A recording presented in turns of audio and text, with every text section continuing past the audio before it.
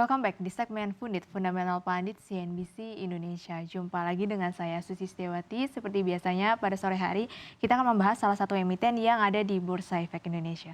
Untuk sore hari ini kita akan membahas salah satu emiten di sektor barang konsumen primer PT Panca Mitra Multi Perdana Tbk atau dengan kode emiten PMMP yang telah listing di Bursa Efek Indonesia sejak 18 Desember 2020. Dengan harga IPO di saat itu adalah sebesar Rp336 per lembar saham. Dan untuk market cap-nya kalau kita lihat, mungkin kita bisa lihat dulu ya harga saham pergerakan PMMP hari ini. Ya kalau kita lihat untuk sahamnya hari ini bergerak masih merah ya, yaitu di 2,89% atau turun sekitar 10 poin, berada di level Rp336 per lembar saham, atau market cap-nya itu sekarang 869,6 miliar rupiah. Nah, kira-kira bisnisnya seperti apa sih dari Panca Mitra Multi Perdana? Ya kalau kita lihat untuk bisnisnya sendiri di sini adalah bergerak di bidang pengolahan udang ya. Ada udang beku juga yang menjadi salah satu saham terafiliasi oleh anak Presiden dari Republik Indonesia, Pak Jokowi, yaitu Kaisang Pangarep. Dan kalau kita lihat memang di sini untuk merek udang dari perseroan sendiri ada dua, dari luar negeri dan juga dari dalam negeri. Untuk di luar negerinya di Amerika Serikat dan juga Jepang mereknya adalah Leader. Untuk di dalam negerinya ada namanya merek Ebinoya. Dan bagaimana sih dengan kinerja perseroan? Karena kalau kita lihat harga sahamnya ini meningkat cukup signifikan ya dalam jangka waktu yang cukup pendek.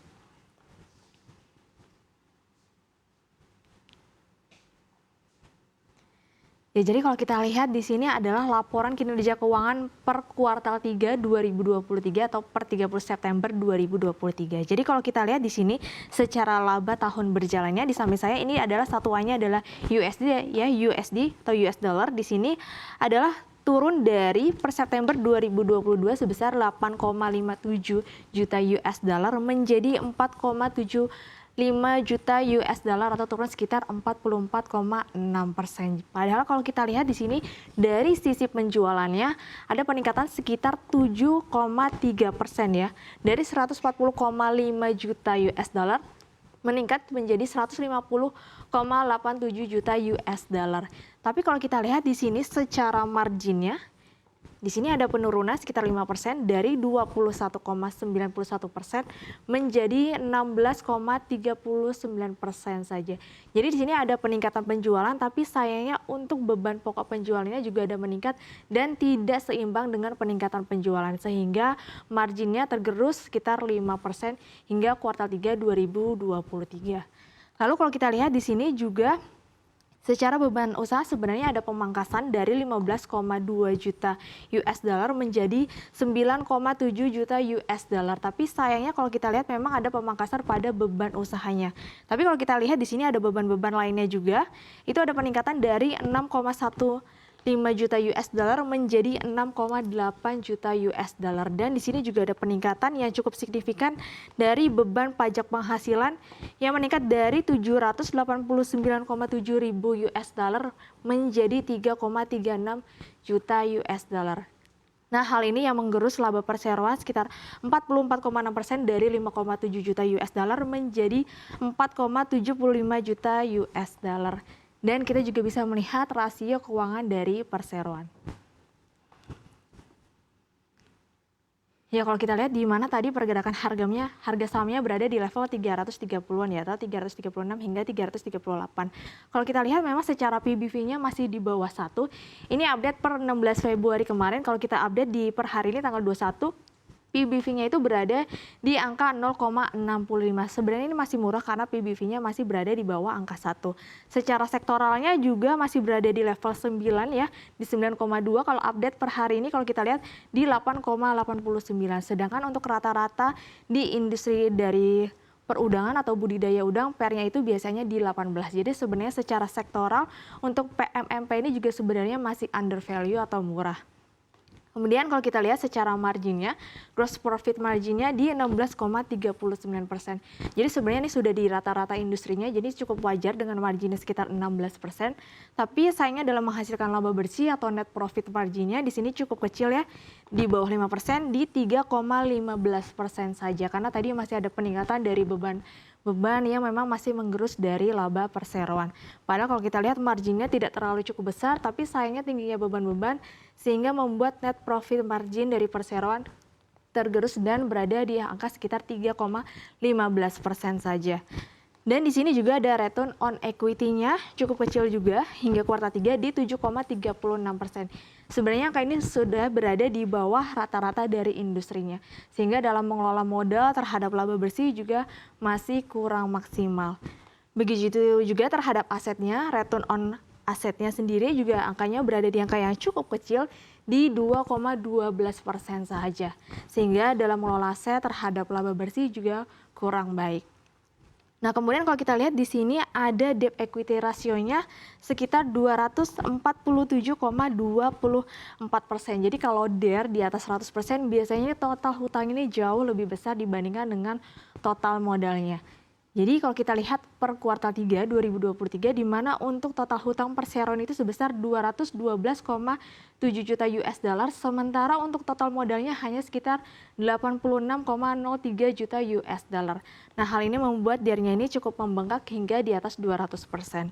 Kemudian kalau kita lihat secara likuiditas di sini cukup baik di atas 100% di 119,4%, sehingga dalam membayar kewajiban lancar terhadap aset lancar cukup baik. Dan selanjutnya kita juga bisa melihat harga saham dari PMMP. Ya, kalau kita lihat tadi kan listingnya ini belum terlalu lama ya, di 18 Desember 2020.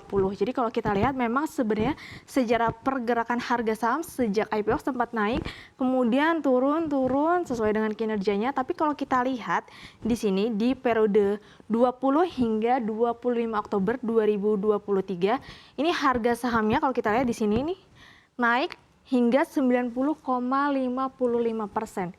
Nah, padahal kalau kita lihat secara kinerjanya kuartal 3 ini turun sekitar 44%. Tapi harga sahamnya ini naik dari tanggal 20 hingga 25 Oktober 2023 sekitar 90,55%. Jadi untuk peningkatan di bulan Oktober ini adalah efek dari perseroan waktu itu melakukan aksi korporasi yaitu private placement sebesar 235,3 juta lembar saham yang digunakan untuk modal kerja. Kemudian kalau kita lihat selain ada private placement atau aksi korporasi, juga ada aksi lainnya di mana perseroan memang berencana ekspor ke Amerika Serikat untuk segmen peritailan sehingga membuat harga sahamnya cukup melesat hampir 100% ya kalau kita lihat di sini. Kemudian setelah melesat hingga 25 Oktober, harga sahamnya anjlok lagi deh. Kalau kita lihat per 1 November harga sahamnya langsung anjlok atau mendekati auto rejection bawah atau ARB di 20,34%. Jadi kalau kita lihat per 31 Oktober 2023 PMMP itu merilis kinerja keuangannya per kuartal 3 yang dimana labanya anjlok sekitar 44,6%. Nah, hal ini mendorong harga sahamnya turun di esok harinya di 1 November, turun sekitar 20,34%. Tapi kalau kita lihat setelah anjlok, harga sahamnya mulai naik lagi nih hingga 15 Februari 2024. Jadi sudah kelihatan kenaikannya dari 19 Desember 2023 menuju 15 Februari 2024. Harga sahamnya itu naik sekitar 103,85%.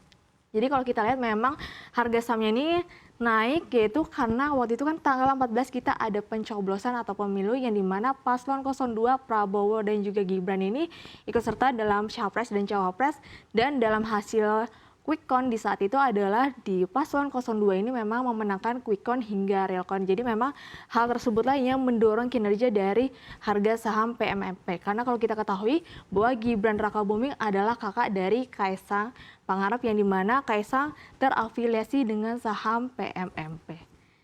Dan selanjutnya kita juga bisa melihat prospek bisnis dari perseroan. Ya, di sini di samping saya adalah ada data produksi udang ya untuk Indonesia, di mana di sini kalau kita lihat di tahun 2021 sekitar 0,95 juta ton, kemudian naik di tahun 2022 1,09 juta ton. Tapi sayangnya di tahun 2023 masih bergerak stagnan ya di 1,09 juta ton juga. Padahal kalau kita lihat target produksi Indonesia untuk tahun 2023 itu sebesar 1,8 juta ton. Tapi sayangnya hanya tercapai di 1,09 juta ton saja. Dan di tahun 2024 nantinya targetnya dari Menteri Perikanan dan juga Kelautan sekitar 2 juta ton untuk produksi udang. Karena hal ini kalau kita lihat memang wilayah Indonesia untuk budidaya udang ini cukup luas, sekitar 2,9 juta hektar yang diharapkannya bisa mendongkrak produksi udang di dalam negeri. Apalagi kalau kita ketahui Indonesia ini adalah top ekspor nomor 4 di dunia. Nah, kira-kira saham PMMP ini layak dikoleksi atau tidak ya? Ya, kalau kita lihat memang untuk saham PMMP ini masih murah harganya, di mana price book value-nya di bawah 1, masih di 0, kemudian price earning ratio-nya juga masih di bawah rata-rata industrinya. Tapi sayangnya harga sahamnya tadi naik justru bukan dari kinerja perseroan atau kinerja keuangannya, tapi harga sahamnya ini naik karena ada aksi korporasi, kemudian juga ada tadi di mana ada rencana ekspor untuk kuartal 4 2023. Nah, kita bisa lihat nih hasilnya nanti di kuartal 4 2023, apakah ekspornya ini benar-benar terdorong dari rencana ekspor dari PMMP. Nah, kita bisa lihat nanti rilisnya di Bursa Efek Indonesia. Mungkin itu saja yang bisa saya sampaikan di segmen Pundit hari ini. Saya kembalikan ke Syafie Nas.